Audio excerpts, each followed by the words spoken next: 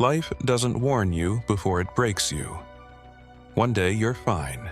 The next, you're staring at the ceiling wondering where your strength went.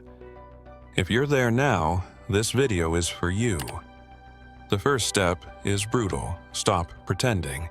You don't need affirmations right now. You need honesty. Say it. I'm not okay. Only truth can rebuild you. Lying to yourself just digs a deeper hole. Delete the noise. Mute the fake motivators, the "you should be grinding" voices. Healing starts when you stop comparing your wounds to someone else's highlights. Forget massive goals. Right now, your job is one win. Make your bed. Take a walk. Write a sentence. Build momentum, not pressure. Burnout disconnects you from yourself, from people, from life.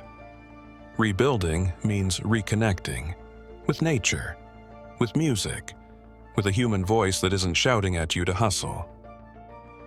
This isn't a 30-day challenge. Rebuilding takes time, and that's okay. Some days you'll slide back. Some days you'll rise. That is the process.